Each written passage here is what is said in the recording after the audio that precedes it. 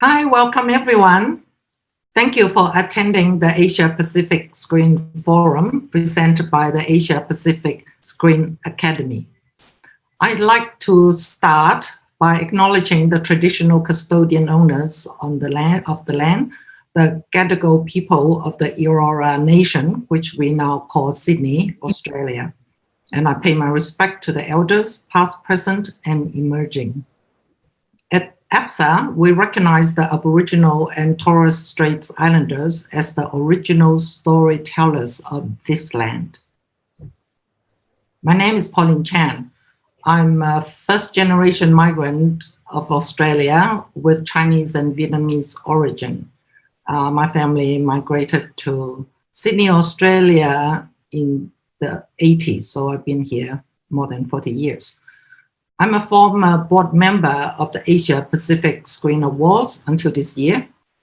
I'm also an APSA Academy member since 2010, when I was on the inaugural jury that determined the recipients of the MPA APSA Academy Film Fund. It's now my great pleasure to open this session, Diverse Futures, Pathways Forward. This conversation will discuss different models for inclusion, representation, and diversity, and will bring fresh perspective on how to ensure that these words are not just buzzwords, but actually embedded into our work and in our world. As the producer-director, what struck me first with APSA's approach with funding projects for Academy members was that the concept, the idea, and the story came first. I believe it's one of the only film funds in the world that does not need a large attachment of established and bankable players or a finance plan. What it needs is a strong story with important social relevant ideas and themes. And because of that, it has such a great track record built on that one belief that your story matters. APSA will always champion filmmakers who are dedicated to offering new voices and new perspectives through excellent screen stories. APSA will always seek and support alternative paths because APSA believe in you, the filmmakers. So with that in mind, I'd like to pass the conversation over to Joe Dillon, Chief Creative Officer of Screen Queensland, who is a major partner of APSA and this forum, and is also the co-chair of the Screen Diversity and Inclusion Network. I'm Jo Dillon, Chief Creative Officer of Screen Queensland. I'm speaking to you from Turrbal country, on the north side of what's now the Brisbane River. I acknowledge the traditional owners of this land and all those lands from which you're joining the conversation this evening. I pay respects to elders past, present, and emerging. It's wonderful to be part of the Asia Pacific Screen Awards, especially this year. I know what a tough task it's been to keep the flame of this event alive in 2020. And I know too how vital it is that we didn't lose the chance to celebrate the work of filmmakers across the Asia Pacific. Those filmmakers are no strangers to overcoming adversity. Each year when APSA honours the incredible work made across our region, I'm overcome by the deepest respect. Every film selected is a testament not only to the creative passions and vision of the filmmakers, but very often to their courage. We're truly privileged to share them because they're made against the odds and despite the costs. These films are always minor miracles. They are always acts of will.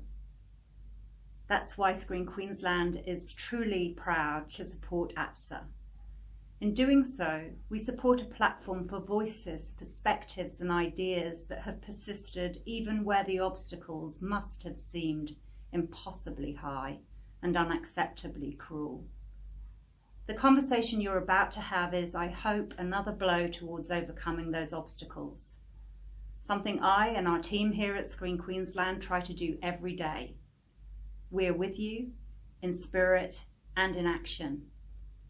I'll hand over now to a Queensland filmmaker who is all about diverse futures and pathways forward, the subject of this panel, the wonderful Ljudan Michaelis-Thorpe. I'd like to acknowledge the country that we're on today. We're on Yugambeh country at the Gold Coast region. It's incredibly beautiful here, and we are very privileged to have one of our panel members present today as well. It's really wonderful. We're also going to be having a little bit of a different way of looking at doing a panel session tonight. So part of that is initially us introducing ourselves and our origins. So I'd like to start that. My name is Ljudan Michaelis-Thorpe. I'm a Bidjara Dunghutti woman. I also have European descent from Scottish and German lineage. I also have some Chinese somewhere in my Aboriginal heritage and Indian. So I'm quite a mixed bag. I have cultural responsibilities to my Bidjara and Dunghutti lines, and I also have children that I pass on my knowledge to, and knowledge that I pass on to my family members as well, and people I work with in community. So that's sort of my passion is around filmmaking and ensuring that I'm reaching out to those people that you know, from minority groups, diversity. So I'm going to hand it over to Katrina because she's sitting right next to me. I'd like to acknowledge that I'm on Yugambeh land today. I am Katrina Irawati Graham. I am the daughter of Atya Sewati. I am the granddaughter of Tati Suprati, and I'm the great-granddaughter of Grandmother Mountain. I am the mother of Shakina Jayanti. I am the mother of Oliver River and the grandmother of Abigail Asewati, and a new baby yet to come. I'm so thrilled to be here today with you all. Okay, thank you, Katrina. I'll pass over to Craig. Kia ora. My name is Craig Gainsborough. I am calling in from Tamaki Makaurau, or Auckland in New Zealand, which is the ancestral lands of Ngāti Whātua. And I was actually originally born in South Africa to a variety of European cultures, German, Italian, South African, and English. And yeah, I'm really excited to be here today. I'm a cis white guy, pansexual, polyamorous, and have been working with the trans community in Auckland for 4 years now on the production of Rurangi. Thank you, Craig. Can we hand it over to Genevieve?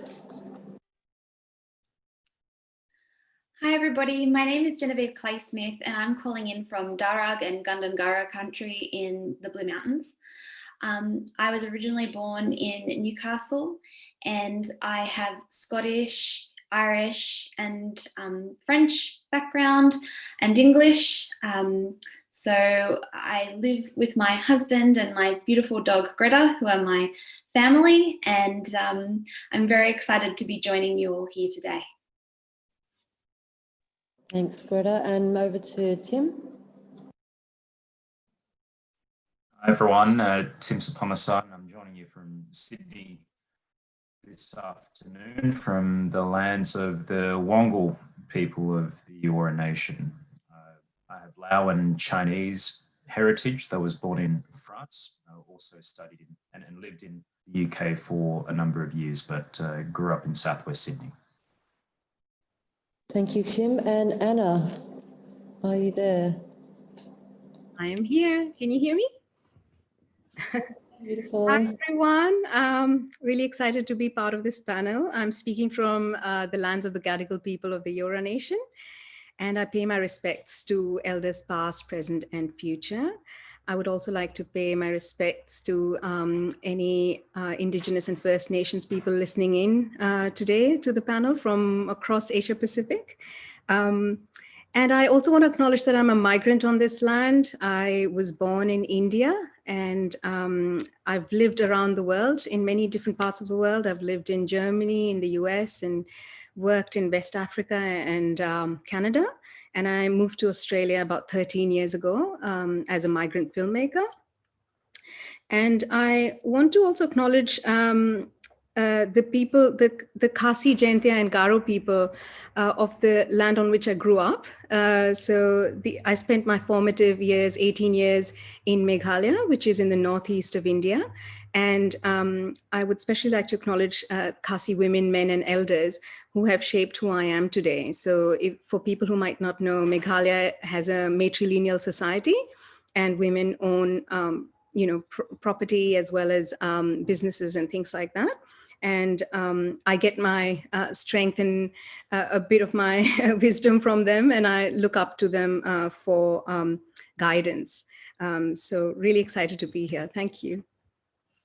Thank you very much. That's wonderful. So just to break the pattern of panels of me doing the boring introduction with my monotonous voice, we're actually going to ask the panel members to introduce one person each.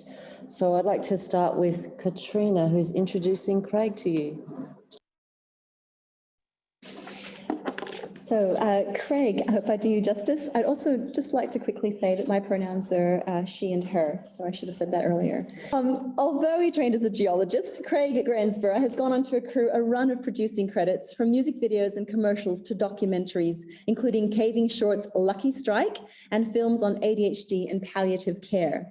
His dramatic credits include 5-part web series Warangi, 48-hour film festival national runner-up Tide, and teenage farm boy tale Thicket, which won the Wallace Friends of the Civic Award at the 2017 New Zealand International Film Festival.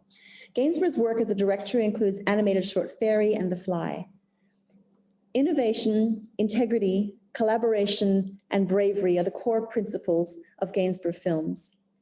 A production must push the boundaries of creativity, reflect challenging themes, be technically daunting, and be on the fence of cutting-edge technology, or some combination of the above, with story and audience first, of course. Thank you. Anna. It's my absolute honor to introduce Tim. Tim is an academic and human rights advocate. He was Australia's Race Discrimination Commissioner from 2013 to 18. And during that time, he led the national anti-racism efforts at the Human Rights Commission. He is now professor in political theory and sociology at the University of Sydney, where he also directs the university's culture strategy. He is the author of 5 books, the most recent one on hate, which has done really well and is really popular. And his research primarily concerns with patriotism, multiculturalism, national identity, and race. And a little fascinating fact about Tim, he is obsessed with cricket. Not many people know that about him. Thank you. Genevieve, would you be open to Anna? I would love to. Anna Tiwari uses her production company, Indivisual, to apply new models of making stories that move away from standard practice and into a space of equality and respect. She is a director and producer who specialises in multicultural stories, and she immigrated to Australia 13 years ago. She's worked across many different projects, from Bollywood films to the National Geographic Channel, from factual to scripted projects. She has produced over 25 documentaries for ABC TV and other international broadcasters. And this year, she produced the first Asian-Australian romantic comedy, Rhapsody of Love. She is a WIFT, Women in Film and Television Australia board member, and mentors emerging filmmakers. And she created the Diversity in Australian Media Facebook community over 11 years ago. Recently, Anna started her new part-time role at the Australian Directors Guild as the organisation's strategy and development executive. Thank you. And Craig, could we please get you to introduce your favourite lady here? Hi, yeah. I get the pleasure of introducing Genevieve Clay-Smith, who is somebody I'm completely in awe of. This woman is phenomenal. So Genevieve has been working for over 10 years now with supporting people with disability and making it more accessible for them to get into film. So she co-founded Bus Stop Films in 2009, which conducts accessible film studies for people with disability, and then provides them an opportunity to work in the workplace through Taste Creative, as well as placing them with huge organizations such as Marvel and all the big ones. So massive supporter of people with disability and actually providing genuine opportunities for them within the workplace, as well as training, which is huge. So Genevieve has won numerous awards spanning film, entrepreneurship and inclusion, and even wrote a book for kids, which she donated to the Humpty Dumpty Foundation, which is so wonderful. So massive awe of Genevieve and really looking forward to hearing what she's going to say today. And could we please go over to Tim to introduce Katrina? Thank you. My great pleasure to introduce my new friend, Katrina Irawati Graham. Katrina is an award-winning director, writer, facilitator, and playwright who works, and there are many, include her Indonesian ghost story, White Song, which was turned into a feature film called Rita Gray, and also the plays Siti Rubia and B. Empat. Katrina has been instrumental in bringing together women filmmakers across the country to form Women in Film and Television, WIFT or WIFT Australia, a national advocacy body which has already been mentioned, but which works for gender parity and representation of women in the Australian screen industry. She's currently the chair and Queensland board member for that organisation. And one tidbit about Katrina, she works in many genres, but I've learned that her true love is feminist horror. Thank you very much. So in doing this way, we are doing inclusiveness and looking at representation and diversity right from the get-go. We don't want to be just here talking about it, we want to be demonstrating it. And we're inviting also the panel during this session to also feel that, if they need to break in and ask questions, that's okay. I just wanted to mention that Asia Pacific is actually I think it's got I think we got half the world's population in Asia Pacific. So that means that we have a lot of people watching film, and most of the people are not being represented in a very diverse and inclusive way. So we're looking at over 2,300 languages and dialects across the Asia Pacific that have, how many of those do we ever actually get to see on the screen in language? So we're really wanting to look at all those things today, unpack our different worlds of diversity. And so I'd like to really start looking at our diverse regions and the multicultural dysphoria that we have here in Australia. The diversity that we have in this country is something that we all have a responsibility, and I guess we are here with this amazing panel today to learn what we can do to actually make that difference. So I'd like to throw it over to the panel. What do you think is, what is the step forward taking action in creating that diverse future for the area and the field that you work in? Good question. Does someone want to start over there? All right, over there is the screen. Start.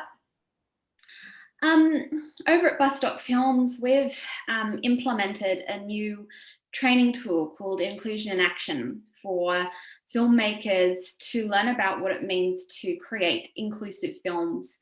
And that means including people, and we work specifically within the disability community, but including people, with disability in all facets of production. Now, when we talk about inclusive filmmaking, one of the biggest barriers we find to allowing that to happen is this concept of the auteur or tourism, which we're taught about at university as something to aspire to. Now, in that model of one person being up the top, calling up the shots, and then having a churn and burn culture down the bottom, inclusive filmmaking actually can't exist.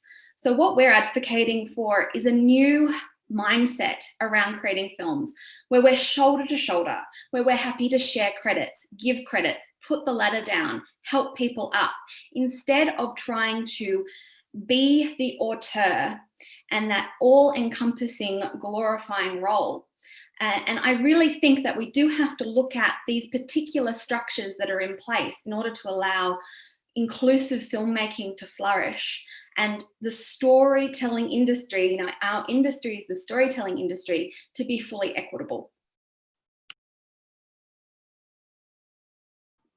I might jump in on that one. I think, you know, Genevieve has really nailed it. I think your diverse futures are only possible if you start challenging the existing power structures at play. And that means, you know, sharing that power or giving that power up if you're not the right person to be in that position to authentically represent the people whose story you're telling or that is being told. And that's really where it comes from, and I guess an education to the film industry around alternative models that this can occur in and can happen in, that always might seem scary on the outset, but actually at the end of the day you're gonna land up with a much better situation in the end for everyone. Craig, do you mind sort of going into a little bit about that with your story with Rurangi and how you actually went into that place of looking at, you know, whose story it is to tell and how you actually, I guess, disbanded the power structure? Yeah, sure. So yeah, so with Rurangi, we disbanded the power structure by sharing the power with the trans community. So we actually set up a panel of I think it was 5 or 6 that kind of rotated and changed around, people from the trans community in Auckland. So these are prominent people in the Auckland trans community who also represent organizations such as Rainbow Youth and sorry, not Trans Aware, that's the name of the fictional one in our film, and Inside Out and Pride. As well as some lecturers at Auckland University who work in trans areas. And that panel had veto power at a number of stages of production. So around at all the key sign-off stages, drafts, first cuts, offlines, onlines, they had the power to say, hell, hold on, you know, let's stop. What we're seeing at this point here is not right, and it's not good for the community and for us. We need to fix that before we move on. So that was kind of the major step that we had, and was that power of veto. We also had a co-producer, and the writer was trans, which was super important. That we had a trans person on the producing table right up at the top there. And that's Cole Myers, who's phenomenal. And sorry, my brain's a bit gone right now, but we did a few things. A lot of it also revolved around education, you know, so rather than feeling like, you know, we're having to train up, we took the initiative to train the crew and the cast, the cis crew and cast, in gender and sexuality awareness, so that you know, you're kind of breaking down also the barriers of otherness that can occur in the film industry. So yeah, it was across a whole range of areas that we looked to really break it down. But I think the most prominent thing was the veto power for the panel. Thank you, that's great. I actually just wanted to, do you have a question? Go for it, Katrina. Yeah, I was just going to say, one of the things that when I very first heard about Rurangi and the way that you created it and saw the breaking ground section on your webpage. If you haven't looked at it, please go have a look at it. It's pretty amazing, and it's really richly layered in terms of what, Craig, you and the team did to make sure that there was, that I think the thing about the power of veto is around safety. And so when we're talking about power and we're talking about changing structures, we have to talk about safety and consent. And so I think the thing around the vetoing, what I loved was it meant that the actors could then come in, because you had this advisory board who were going to make sure it was safe. So the actors then didn't have to come in, and also, the trans actors didn't have to come in and then also be cultural advisors and advisors about their own life or mind themselves in any way. They could just do the job of acting. And I think that was a really powerful thing. And I'd love to know, I think that's something that's so replicable. Like, we can use that in so many other spaces. We could use it at universities. We could use it in, other areas of that as such a simple model to say, okay, let's have a group whose job it is to make sure it's safe, who has a power of veto. At any point they can say, you're causing harm to our community on set, in the script, in post, wherever, and therefore we need to stop, slow down, correct course, repair harm, and then move forward. So I'd love to know more about that experience on set, for example. Yeah. Actually, I think it's a relevant question to everybody, to everyone as filmmakers as well, but also particularly relevant. Tim, he did the Radio National documentary series. So, we're all talking, it's an auditory world as well. So, there's lots of different ways that we're approaching working in this diversity space. And I think that maybe just to hear from everyone from the panel, yourself included, Pauline, if you wish, just to talk about that side of things as well. I think, Safety. Around safety, but also just around, how are you ensuring that you are getting that cultural diversity and you're not loading everyone on like being an Indigenous person and suddenly you aren't just the actor on the set or the director, you are the cultural advisor and everyone asks you every question under the sun. So, how do you mitigate that and what are your strategies? I'm happy to jump in. I think we do need to develop more literacy and fluency in how we talk about differences, including those of a cultural, ethnic, and racial kind. And we're not necessarily adept at talking about these things because for many people, racial difference is not something that they're taught to talk about. If anything, you're taught in many countries to ignore racial differences, and it's taboo. The idea that you should be colorblind, the idea that you don't see people's color. I've never in my life been mistaken as a Swede or as a Dane. If color blindness did exist, then that would be a more frequent occurrence. Which goes to show that it's perfectly natural for us to see differences. Of course, we see differences. We've just got to find a more sophisticated and honest way of talking about them. One thing that I've done recently, just in terms of the screen industry, was when I was co-chair of the Screen Diversity and Inclusion Network, a co-chair with Tracy Vieira. We were starting the work of developing a tool to help the screen industry capture more accurate data on how cultural diversity is represented in the industry. So we've already heard Craig and Genevieve talk about the importance of challenging power.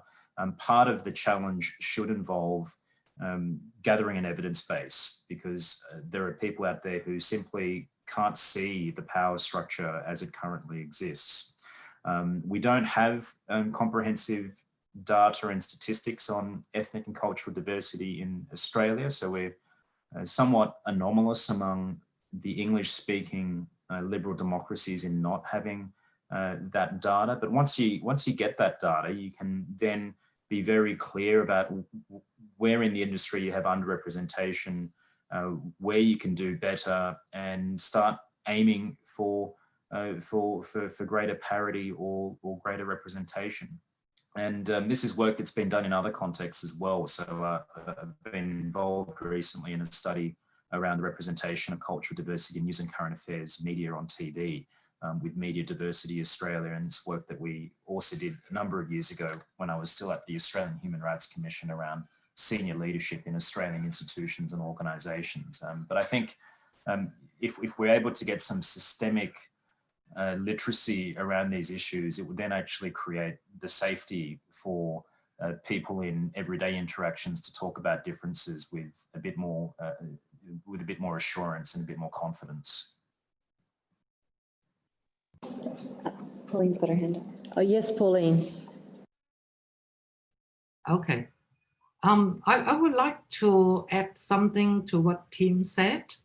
I have been working for a long time in Australia, making film as a writer, director's background, from an Asian background. And what I have now I'm producing as well. What I have experienced and observed is other country would engage consultants and on their script development stage, if they were writing about an Asian story, if they were writing about a Vietnamese story or Chinese story or Cambodian story, I myself have been approached by French movies, by French companies, by Hollywood companies to do consultancy on the script they are being developed, the story they've been developed. I don't find that in Australia, I have to say. You know, the Chinese company that writes about a Chinese person adventuring in Australia, they have a Chinese writer on board, but they would sort out someone like myself, who's a writer and a director and knows Australia, the society and the people and things, as well as I would recommend them to employ an Australian script editor and writer on board. Everything comes from the script, from the idea, from the story. You know, I have seen, even this year, I have seen films and TV series that Australia has produced that I'm just like, I feel like for 40 years I've been here, the cultural diversity, the cultural insight is still missing. And you look at the crew list at the end of the film and the TV series, there's no Vietnamese person acting or script writing or script consultant or script editing on the entire 200 people crew list. And this is not happening. This has not been the case since the 80s in Hollywood. Now, why are we doing that? I don't understand. I go to the Beijing and the Shanghai Film Festival every year, and I'm sitting on the panel on discussions about how the Western countries, including Australia, could collaborate with Chinese filmmakers, etc. And I meet my Australian peers who are pitching stories for financing or for distribution. And I just feel like I don't understand why Australians, the mainstream Australian, including the funding bodies, do not impose this on, you know, if there was intake in NIDA, if there were Australian film and TV school intakes, if there are major films and TV series that are funded by the government, why the hell do we not have at least a cultural consultant on board of such projects? I don't understand that.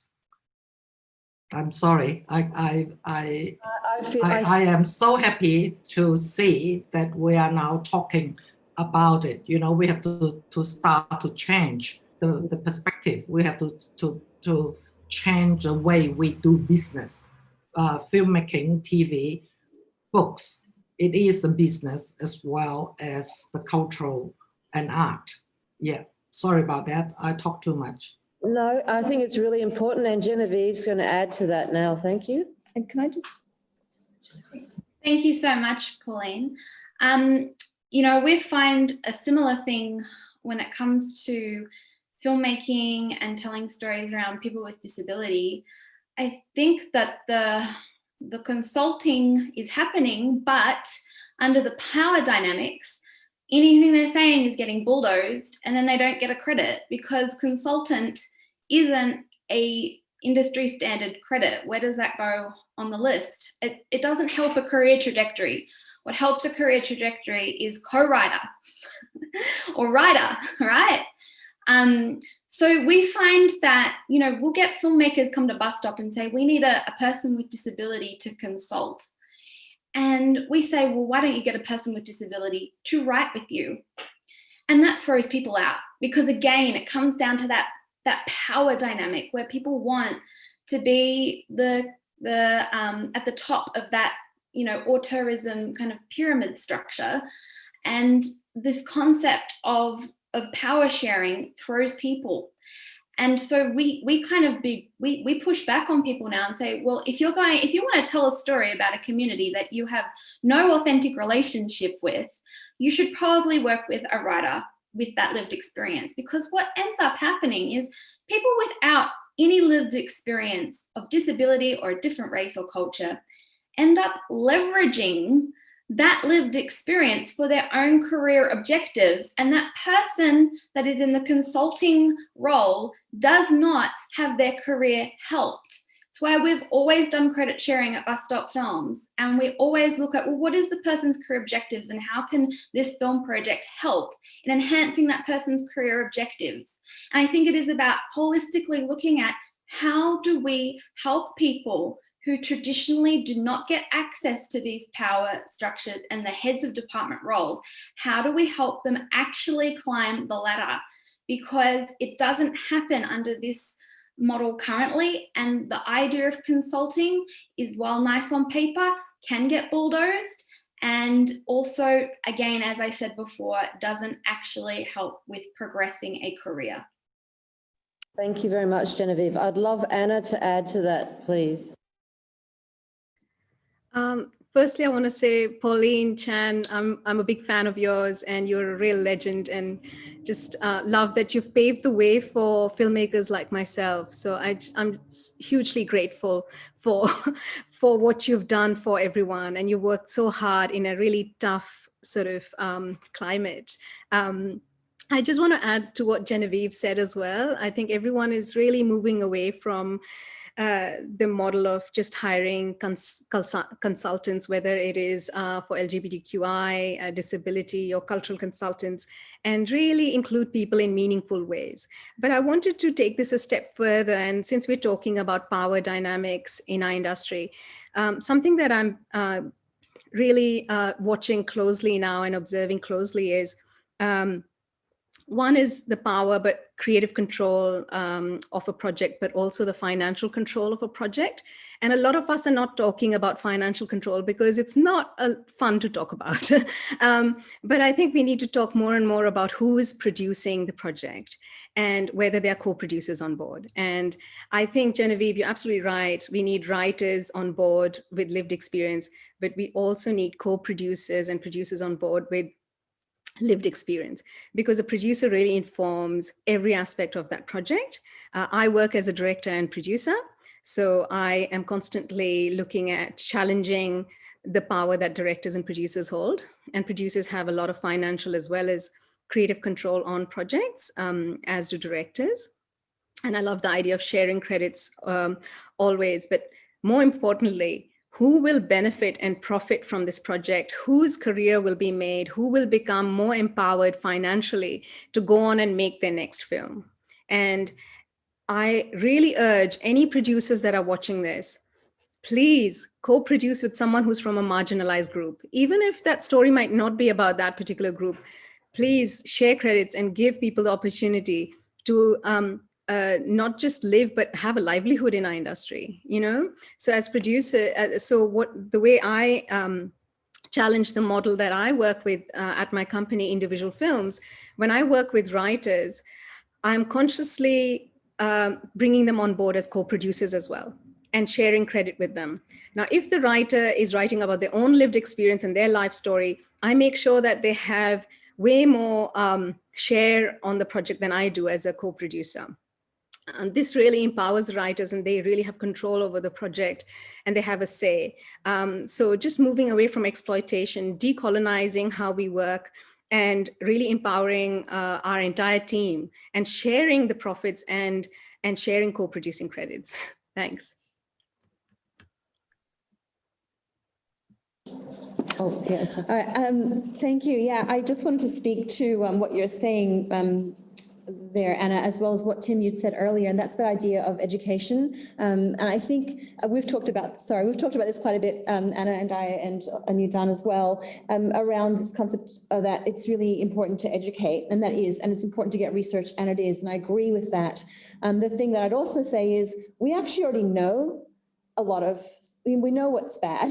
Like, we know it's bad to exclude people. We know it's bad to steal people's stories. We know it's bad to make money off of other people's pain, like, without including them. So we do know some things already. And while it's good to have more research and it's good to have more education, the thing about that we want to talk about today, I think, is around models. Like, because if you know this, what are you going to do about it?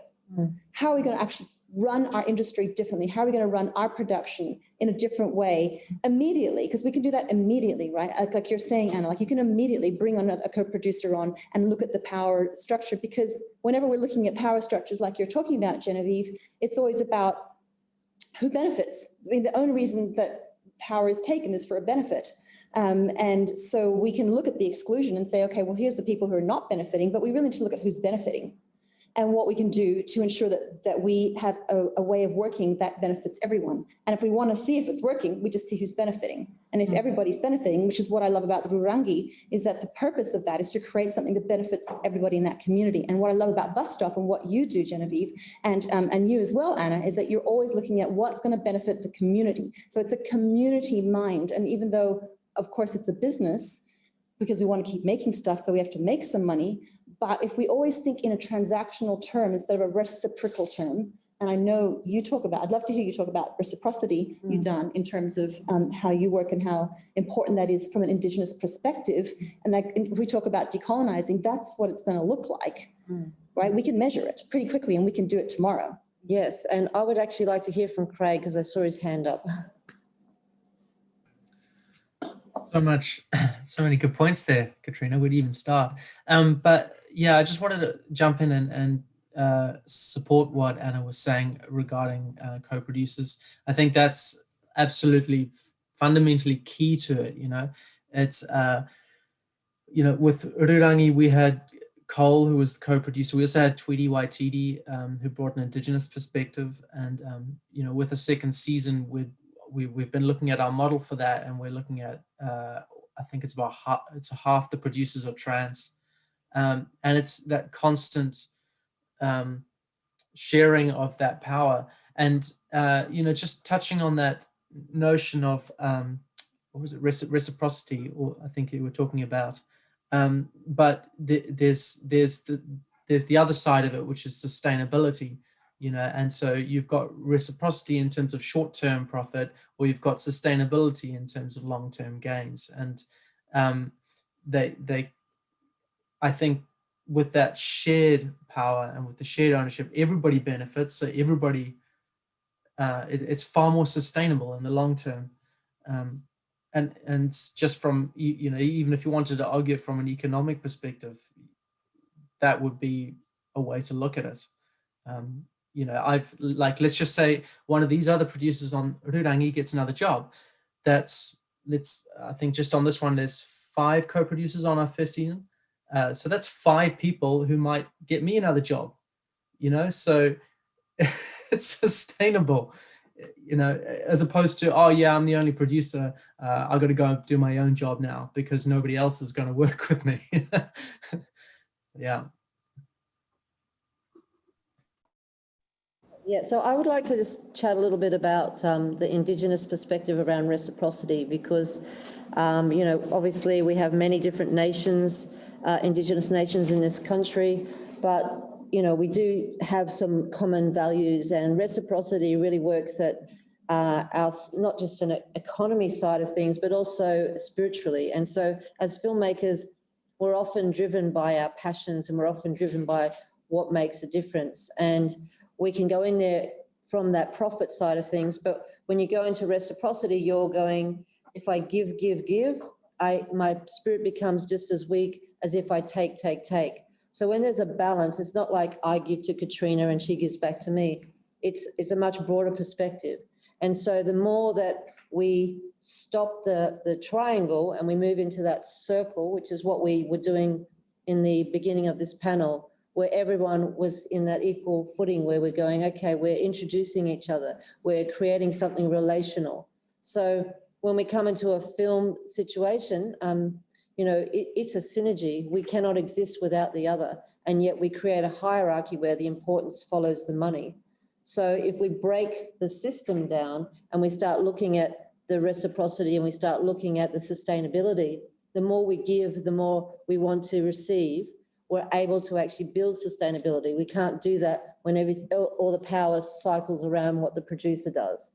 And so we work in a very similar system, I guess, across, you know, all of our diverse areas. It's like I'm still what I consider an emerging filmmaker, but I'm very passionate as an Indigenous lead for WIFT, and making sure that other Indigenous women and women of colour are actually getting opportunities to actually skill up, and that we, you know, it's not having to go through a funding process for something to happen.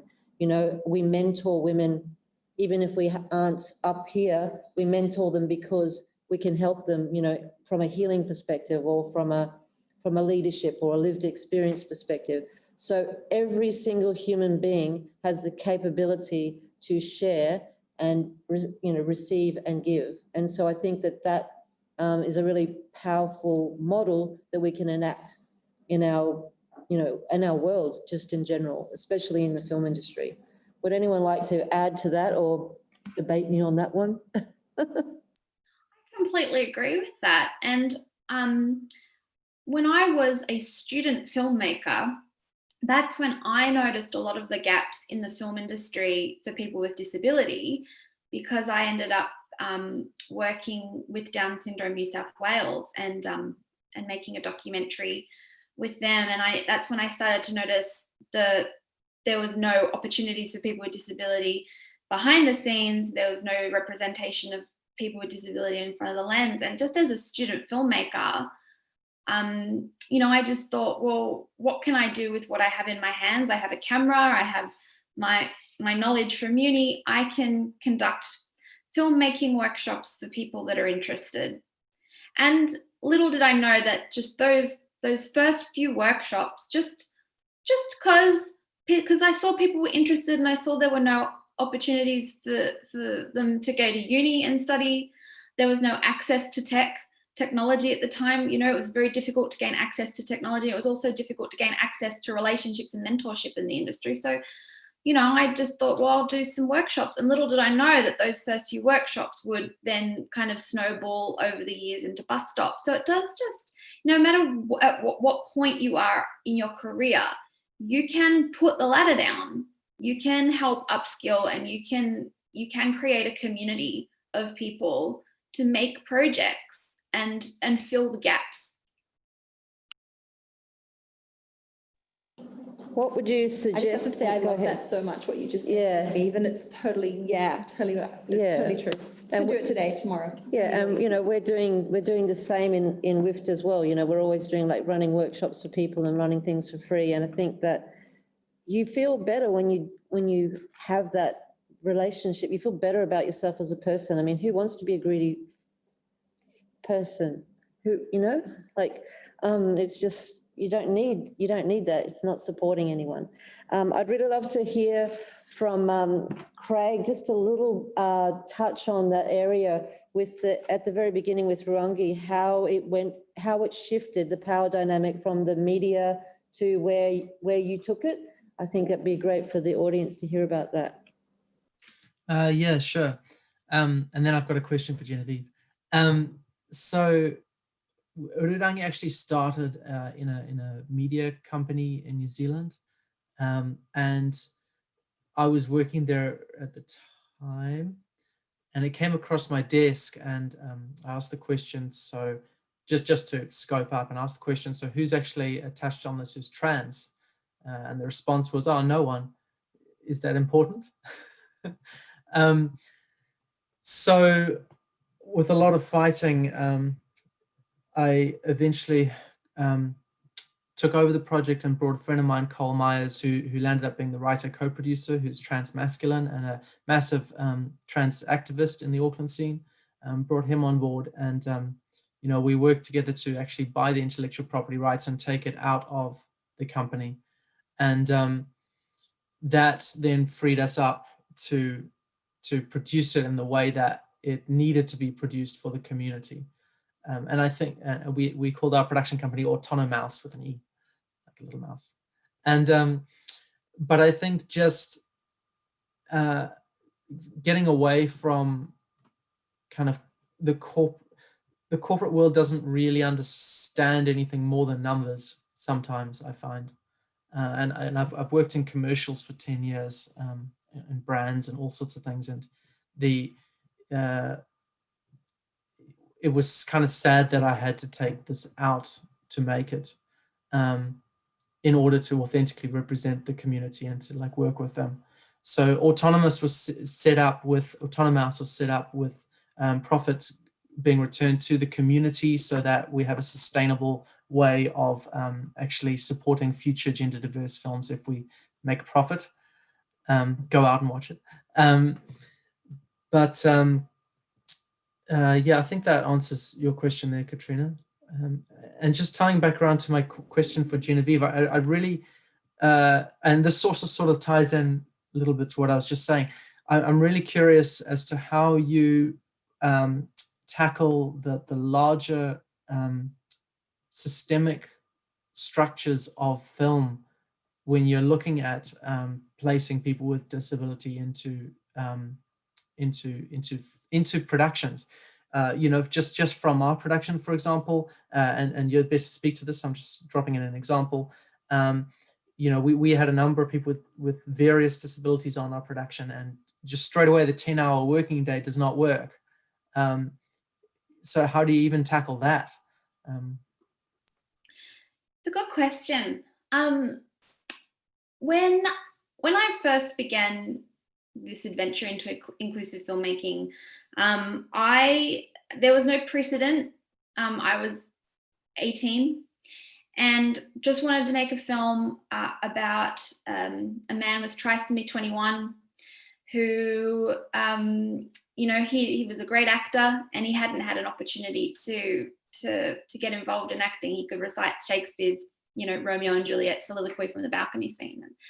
And I just knew that if I was going to make a film with this man, Jared, we needed to make it with people with disability.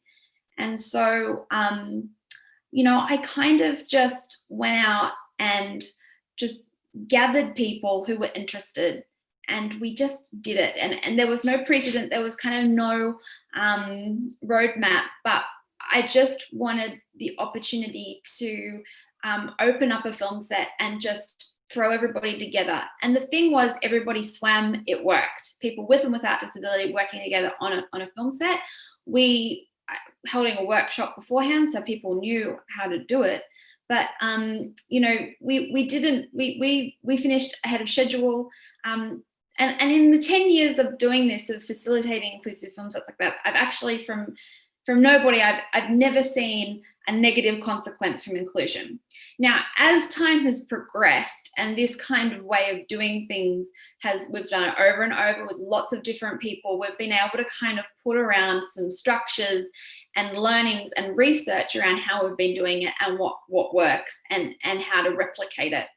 And, you know, what we find is it's really important when we're going into a set that hasn't come from this place. So it's coming from this place, you know, where we were making films that was coming from a base of inclusive understanding and understanding disability. But when you're going into a systemic power structure that is kind of starting, you know, everybody's looking around going, we've got to be a bit more inclusive, but how do we do it?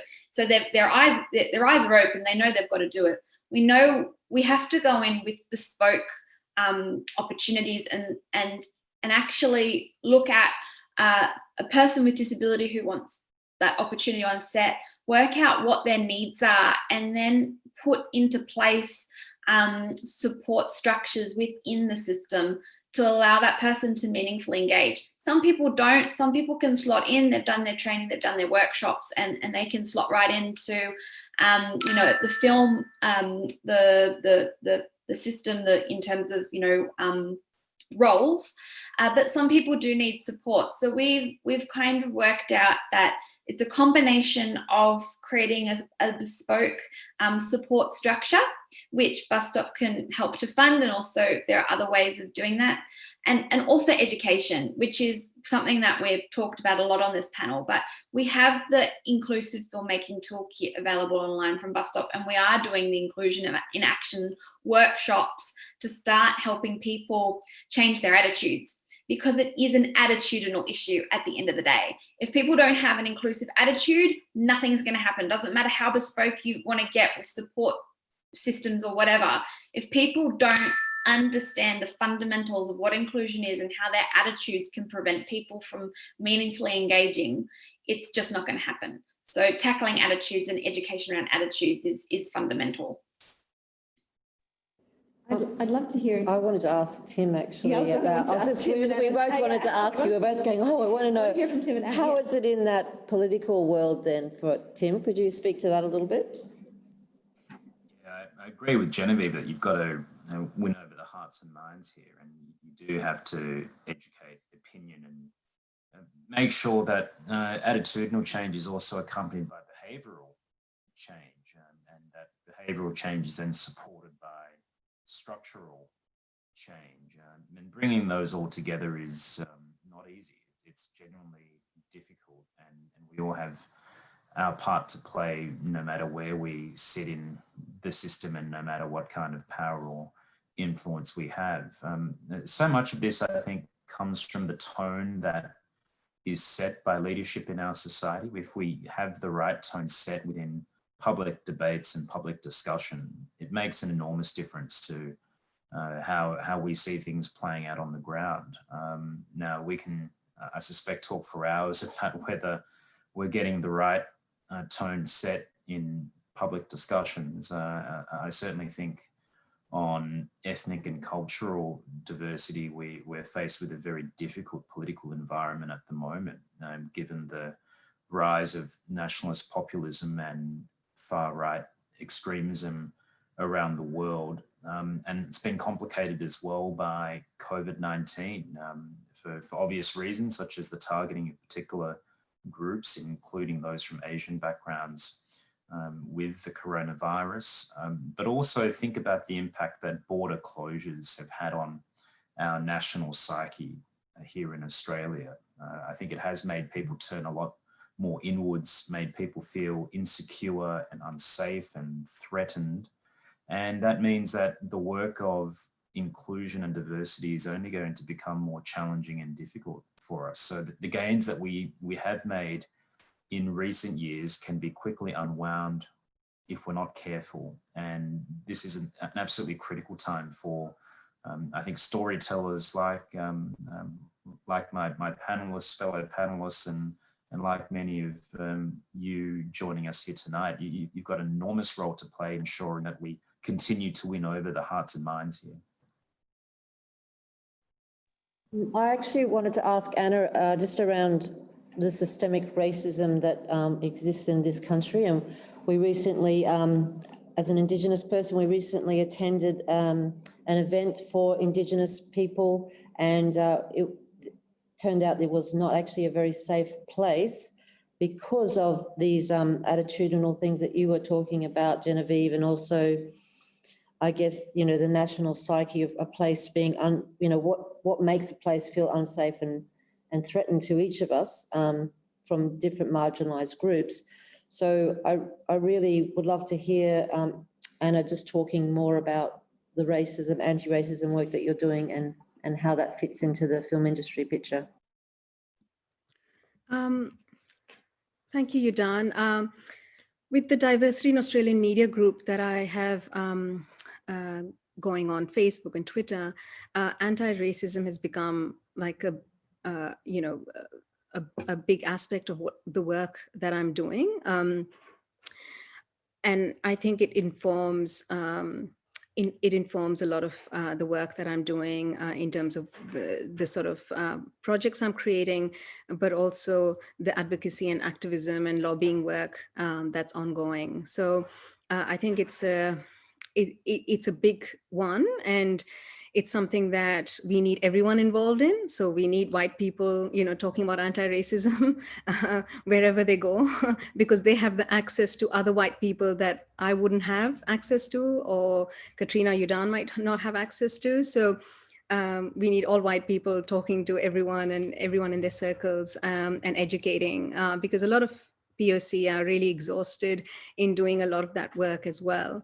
I wanted to sort of present a little case study about this thing about changing structures and new models. So something that I tried that worked, and I think it might help other filmmakers as well, is in the documentary world. I made a documentary a few years ago called Turban Legends. And when I make documentaries, I don't make them about the community, but I make them with the community. So I actually spent a whole year really going and meeting the Sikh community in Australia, really talking to a lot of people, especially Sikh youth, who this documentary was about, trying to find a co-producer who could come on board. I could not find a co-producer, so I brought on board an associate producer to work with me on the project. But it is a lot about respect and working with the community and really listening and deep listening to what people have to say and adapting that. I think because I think one more aspect to the new models that we can create to create diverse futures, because we are such global filmmakers at the moment, and this is the Asia, this panel is reaching out to Asia Pacific audiences and filmmakers. I wanted to talk a little bit about diaspora filmmakers. So the filmmakers that are from, say, Asia Pacific, but working in Western countries. So someone like me or Katrina, who grew up in Indonesia, and I grew up in India, and now we're working in Australia. I feel like we have a sense of responsibility when we try to make films about our own, our own communities back in our own countries as well, or working internationally. So what I wanted to say was one of the examples that's working for my production company is that at the moment I'm working with filmmakers in Shillong, in Meghalaya, and instead of controlling the narrative, what I'm doing is providing support to the filmmakers that are on the ground. So it's not me just flying in because I've got the resources, I've got the money, I tell stories there and come back. It is about nurturing a filmmaking culture or a filmmaking community in the places that we are from as well, and having that sense of responsibility. So when we are decolonizing and we're asking white people, and the anti-racism work that we're talking about white people, we also have to keep in mind that POC can hold power over other POC or other marginalized groups. So if a POC is making a film on a disability topic, what are they doing? Or if they're working with other POC, is there a power dynamic in place? So I'm really interested in the nuance of how marginalized groups work with other even more marginalized groups, and are we breaking all those structures? Could we open that question up to all the panel, please?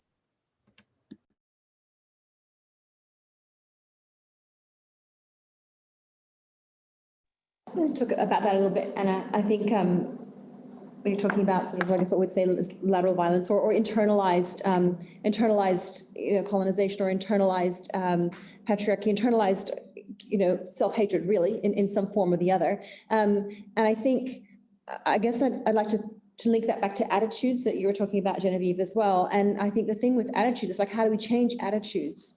And if it lands in your own body and you have this fear, as Tim was talking about, that fear that's being pumped up.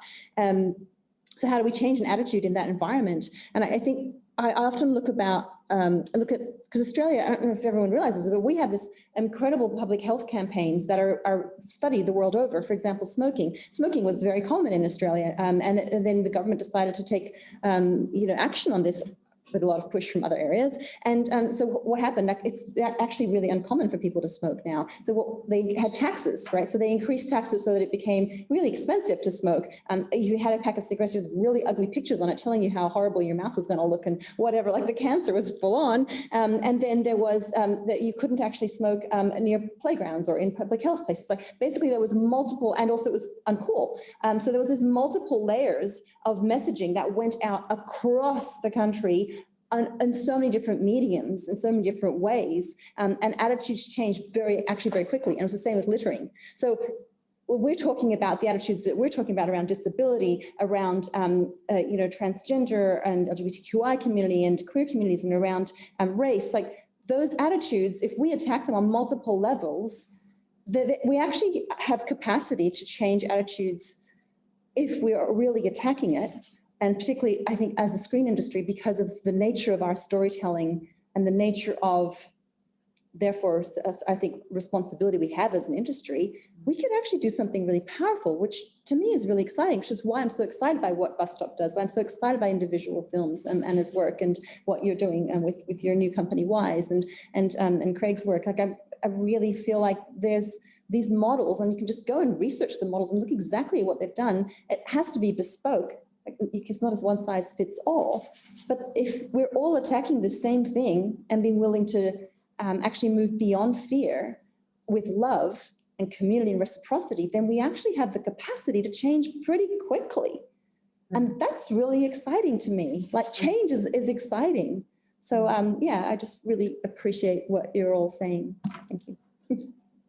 I actually wanted to add to that, because I think that one of the things we've got to really be very honest about in this country is that we're all fucking traumatized, to be honest, because we come from a penal colony. We come from, a lot of destruction and death that's happened to my peoples, the Indigenous peoples of this country. And we come from people coming from, refugees and people coming from all different directions. And so there is an inherent trauma that feeds into fear. So it's kind of like the healing often comes from telling our story. And so if anyone was here listening to some of the other fabulous panels that have been coming through, Indigenous Perspectives yesterday, and, there's been some incredible ones, the one with Sneha last night, Excellence of Craft, just the incredible understanding that came from the stories connecting to the land, the stories connecting to community, connecting to people, and the people of that place making those stories, and the healing that it had. And I think that that's something that, we can learn from. And I'm starting to see a little bit of a trend in Australia recently of, I've got a great white story, but I know that it's more important to be culturally diverse. So I'm going to take my white character, make it Aboriginal, go and find an Aboriginal writer to work with me, or an Aboriginal director. No, never really co-producers. And then, then I'm being culturally diverse. So I think that that's something I would like to ask the panel about as well. What are their views around that thing, and how can we break that pattern as well, that we're shifting from going, oh, I want to be seen as being culturally diverse, so I'm going to change my slate to fit that, or coming from a different way. I can see Anna and Tim both nodding their heads. Would you like to speak to that, please? Yeah, we just simply have to see more diversity on screen, right? I mean, just this evening, I found myself in some interesting exchanges on Twitter about ABC's upfront for 2021, and if you look at the promotion that's been done for ABC's programming next year, and if you look at their flagship and hard-hitting political and news and current affairs programming, it's almost uniformly Anglo-Celtic. Now, in pointing that out today, I've had responses to that, including from, and it's resulted in ABC Comms since prominently tweeting that there is diversity, and it's there in their non-news and current affairs programming, and in new up and coming talent, which is fantastic to see. But I guess my objection wasn't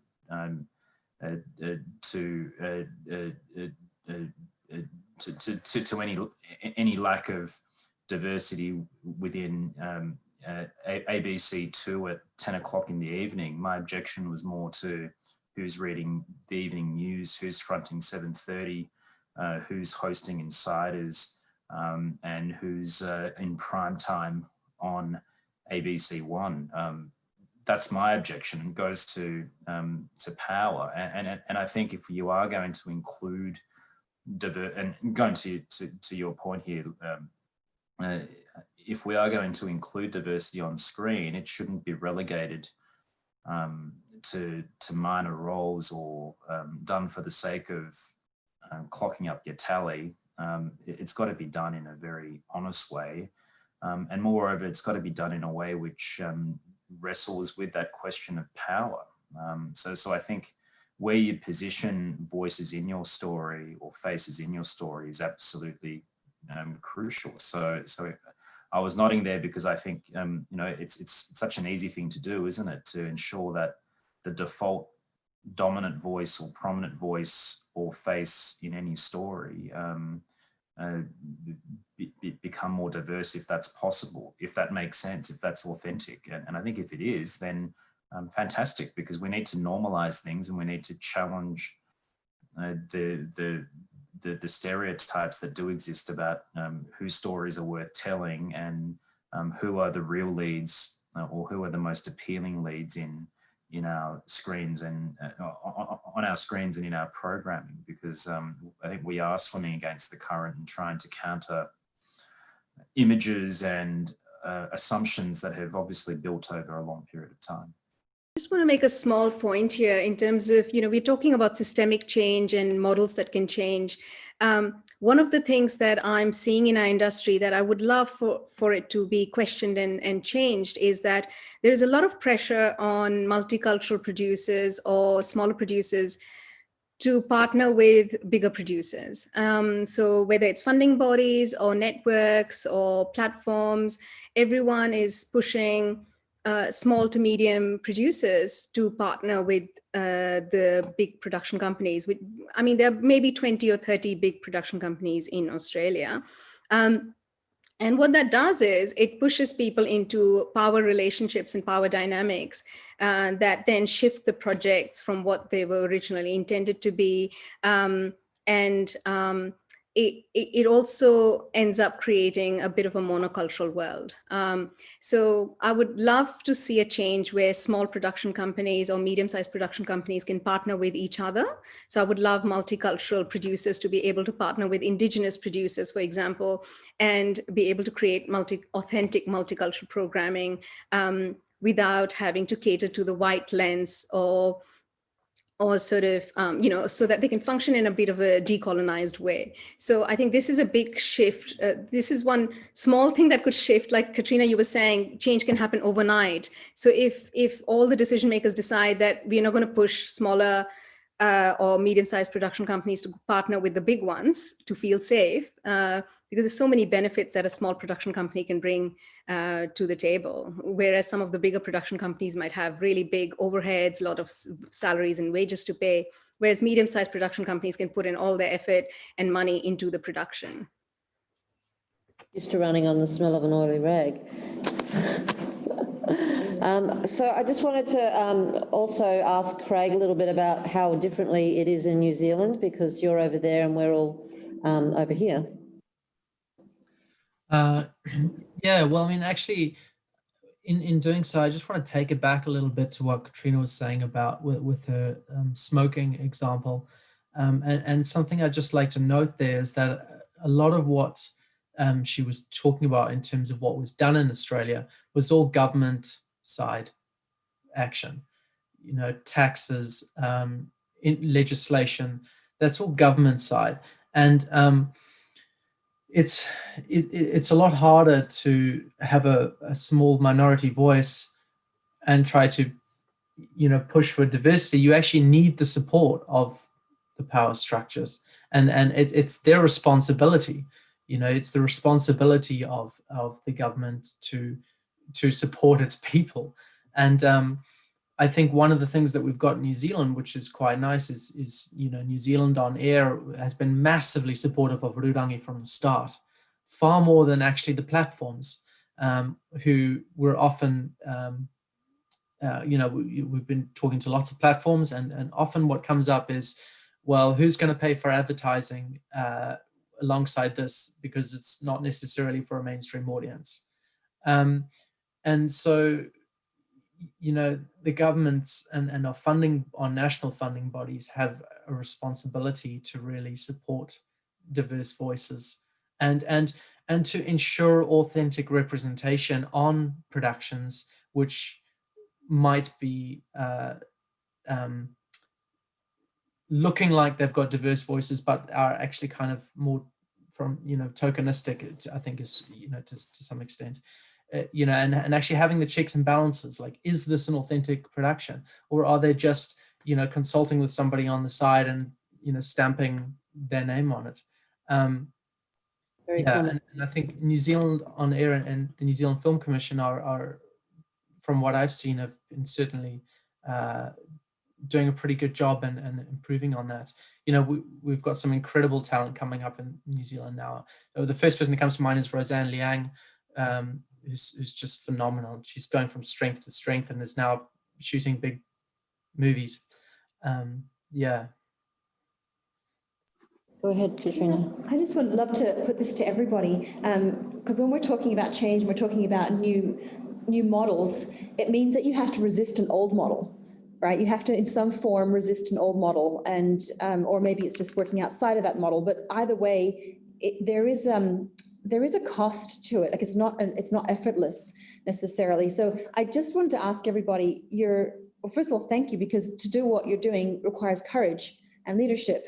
And so what I wanted to ask is, how do you handle the resistance or your own exhaustion or regeneration? Like, how do you handle that part? Because basically what we're doing is a form of activism. So I'm really interested in how we as changed, trying to create things that feel safe for us and for other people, how we also make it safe for ourselves to be doing that job.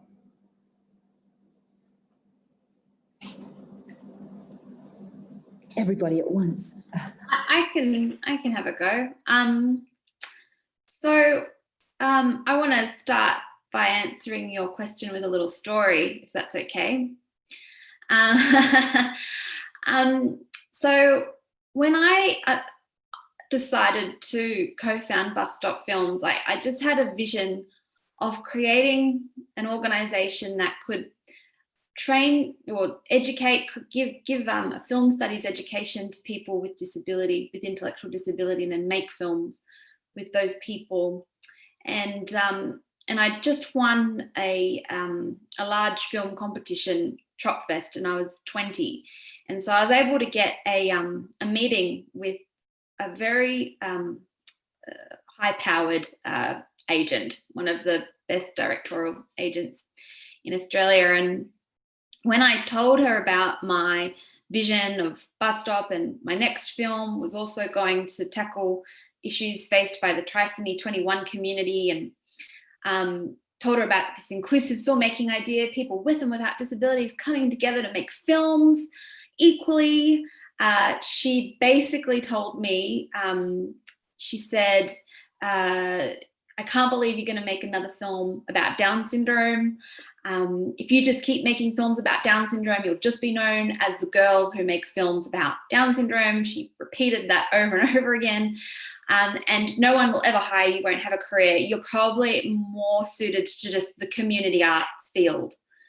And yeah, she basically told me that I wasn't going to have a career as a director if I pursued in telling stories of disability. So as a 20-year-old, that's what I'm told up front. As somebody that wanted to partner with the disability community, be an ally, and help tell these stories, I was shut down and said that I wouldn't have a career. So I kind of had a fork in the road moment at that point, where I was like, I could go and try and get work in a production company, work my way up the ranks as a director's assistant, end up directing commercials and try and just pursue my career. Or I could try this new thing over here that my gut tells me is really important, and I feel like I should do this. and I work with the gut instinct. And the reward has been seeing the progress of other people in their lives and their careers. And maybe I haven't gotten to a particular point yet in my personal directing career, but I believe that it will happen eventually, but it will happen in the model and the way in which I believe is the right way to tell stories. And I'm waiting for that time, and will be proud when it happens. But basically, it has been perseverance and finding a community of people that have the same vision, so that you can lean on each other and talk with each other when it gets tough, because it is tiring. And that's just one example. I've had some other setbacks too, but I tell that particular story because that was at the very start, and a lot of people face a lot of resistance when they're trying to do something different.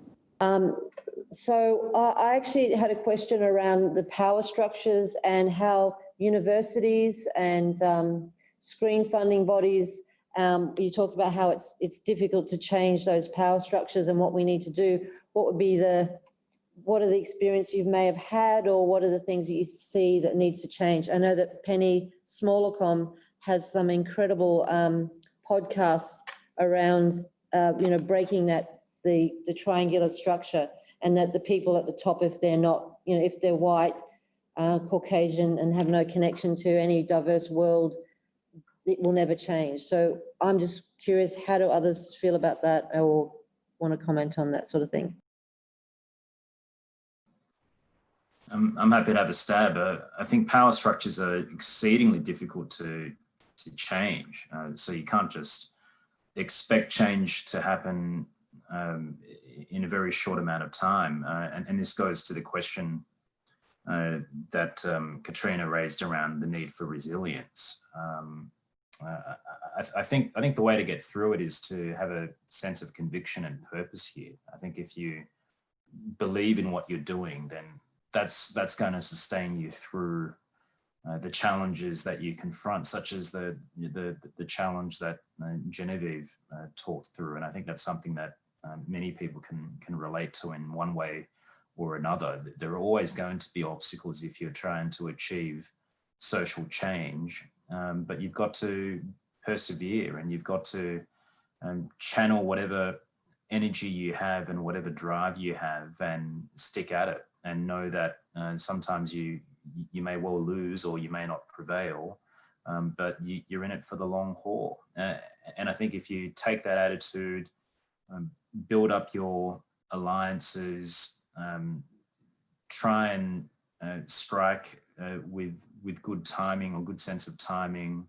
then you give yourself a good shot at succeeding. I would say too that defense is just as important as offense on a lot of these things, that we can't just be thinking about our role in influencing things as being about pushing forward an agenda or pushing the boundaries forward. Ideally, yes, that's what you should be thinking about doing, but there will be occasions and times, and even periods of time, when the most you can do is actually hold the line and just prevent things from going backwards or getting worse. And while we can often think of that as the wheels spinning or things not moving forward, the alternative would be for things to regress, for there to be retrograde developments or changes. So that would be the other part of the equation for me, that sometimes defense is the most important thing that you can offer. We're cutting it a minute or so before we have to end. I think we could be here for hours.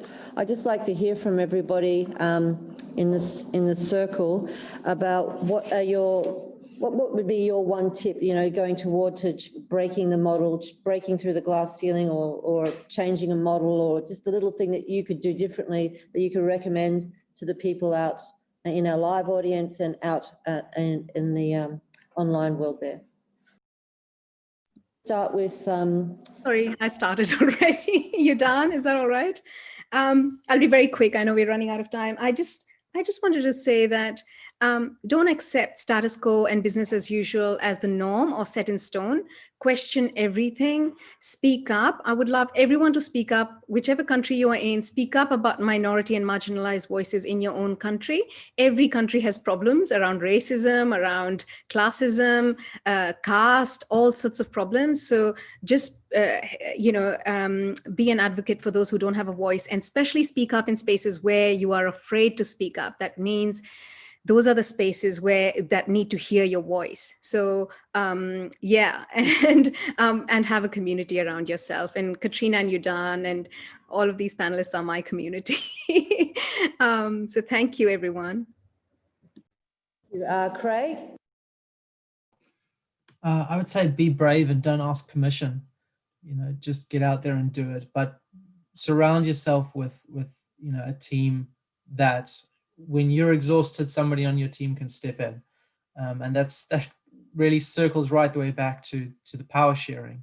If you get yourself that team and you're all in it together, you'll get there. Be brave. Genevieve? I would say no matter what stage of your career, I particularly urge people that are veterans and are established, but to always think about how you can put the ladder down. How can you raise up new voices, people that haven't had their opportunity, their time in the sun yet? How can you put the ladder down and give an opportunity? Thank you. Pauline? My thinking at the moment, our thoughts as we evolve, we're going through different stages and we are using different techniques or different strategies, etc. My current thinking for the last few years has been collaboration. You need to find the allies, outside of your comfort zone. I'm working with young people, I'm producing a second-time director, but I'm also directing for someone who, for a producer who's produced like 30 movies before. So it's sort of like get out of your comfort zone and don't stay in the same circle. We need many people, many skills, and many connections to change the world. And looking at Black Lives Matters this year, that the voice gather and they're including different communities and not just the Black community, but there's the Hispanic community, the Chinese community, the Asian community. The voice gets louder. The other thought I have is quite important for Australia, being a country that is nearly hardly any decent budget productions get funding from the government to either finding the seed money to develop the idea into a script, the long journey of developing the ideas into a filmable production, and then getting up to financing and making the film itself is a long journey. So besides what I talk about, that finding that that collaboration power en masse, as well as we need to canvass the government to actually, we need to educate them to say our story is worth telling. Because otherwise we are making films again we're preaching to the converted. We need to broaden and have more of this sort of discussions and panels and bring the forces together to build a different future. Thank you. And Katrina? Yeah, I would love to agree with everyone, of course, and also say, always ask who's benefiting. So if we're looking at power, who's benefiting? So every time you're creating a structure, in your film set, who you're calling, or your development, or whatever point it is, always asking who's benefiting, and because it should be everyone. everyone who's involved, every community that's part of what you're telling, they should be benefiting directly. And then the second thing I want to say is that courage takes practice. And every time that we try something new, it's worth going slower to get it right, or to at least try. And just, I really believe courage takes practice. It's not just, suddenly out of nowhere comes a Craig, or comes a Genevieve, or comes an Anna, or Ljudan, or, Tim, or Pauline. This is not from nowhere. We've practiced what we're doing smaller, talking to people and learning along the way. And each time we know better, doing better. So I really encourage everyone to really just remember that and be brave. Yeah. Thank you. And Tim? Katrina kind of stole my point there. I was actually going to say something about having the courage just to go out and do things and try and persevere and practice. You do need to do this a lot of times over and over again in order to get good at it. And I think that there's a real virtue in that.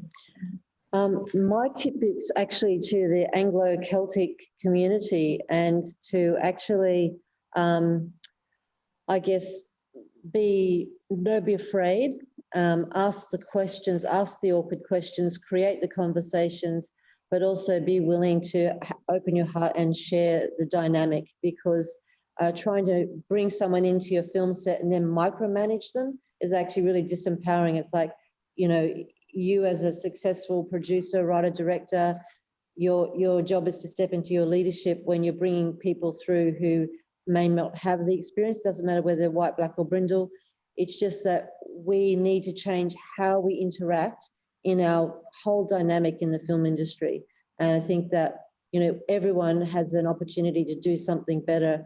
And and that includes all of us, So we may stuff up every now and again, and we have to be around compassionate people. Just experience of, seeing the actions of APSA and Screen Queensland, Screen Australia, and just actively going, okay, maybe we didn't do that right, but we are going to work harder to make it happen and be better for others. And I think that, seeing the hierarchies making a change actually does help, because their influence helps us. Thank you so much, everyone. Oh my God, I'm really just amazing. You're amazing. You're amazing. And thank you to the audience for being so patient, because we've gone over time. And I really want to thank Jacqueline, because she never wants to be seen, but without the woman behind the scenes, we would not be here today. So I just want to do a round of applause for her as well. Part of our circle. Thank you. Part of our circle. Yeah. Thank you. Bye.